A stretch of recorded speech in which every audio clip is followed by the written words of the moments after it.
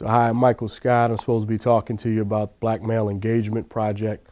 Really struggle with this topic because I've been doing this. This is all I know. This is what we do, my family does and has done for many generations. So I'm son of Paul, born here in 1916, grandson of James, born here in 1861. Who's the son of Michael, my namesake, born in 1821 in the center of the Underground Railroad in central Maryland, in a little Quaker town called Sandy Spring. So we've always done work related to empowering community and black men in particular. I run an organization called Equity Matters that was housed to do the Baltimore Place Matters work. If I can figure out how to do it, I'm going to splice a clip in on that and speak for itself.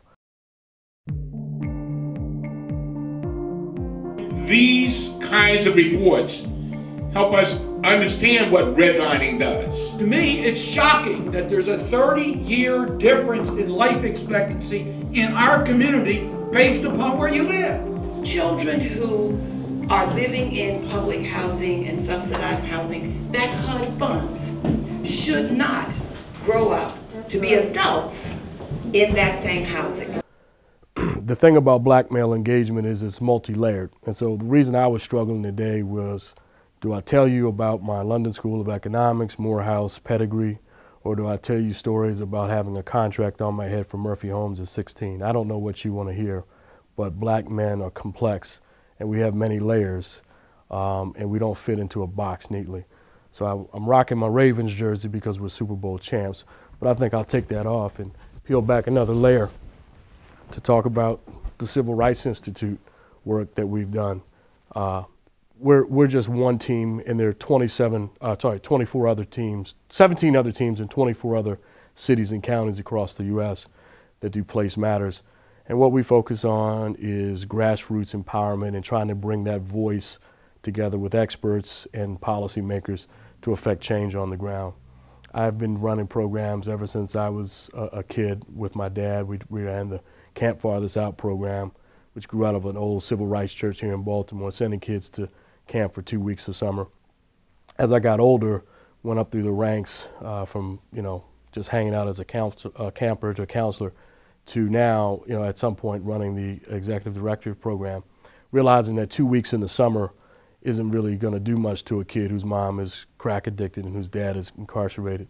So we went to look for more research and evidence-based work, and that's when I reached out to the only black think tank in the country, and I define that as having cranked out policy papers for the past 40, 50 years on a monthly basis to black elected officials and officials of color around populations of color. So I went to them asking what they had that was grassroots centered, deeply evidence and research based, and intellectually sexy, but not without all the extra hype and power stuff. And they came back to me with Place Matters. So that's how we got here to run the Place Matters teams. We've done other things like the Cradle to College pipeline, where we ran freedom schools with the Children's Defense Fund, working on reversing the cradle to prison study, the prison complex. And even before the study that they came out, we knew it was in process, and we knew the problem because we'd lived it. So these are some of the things that we do. I'm going to stop here because I have a couple clips that I'm going to try to piece in that are around the Place Matters work that we do, how that looks on the ground with other partners, whether it be they community partners, academic partners, and then some of the research we do, which is the top line stuff, but really where the action is bringing community voice up to power and balancing, helping to balance the power dynamic by storytelling, by letting folks hear from community, and also telling very complex policy stories in simple ways that community can understand, because they already understand it because they live it. The information about the health inequities and disparities, it just really gave me so much information. It was really inspiring to me to keep doing what we're doing with social change theater, how important it is to do this. The conference was great today. I especially like Jeffrey Canada's last session because it's the most in my mind right at the moment on community partnerships and engaging the community. the lunch discussion with Angela Glover Blackwell and her approach to this discussion, which is a race approach. You know, white people are afraid, they're taught not to talk about race because it's inappropriate.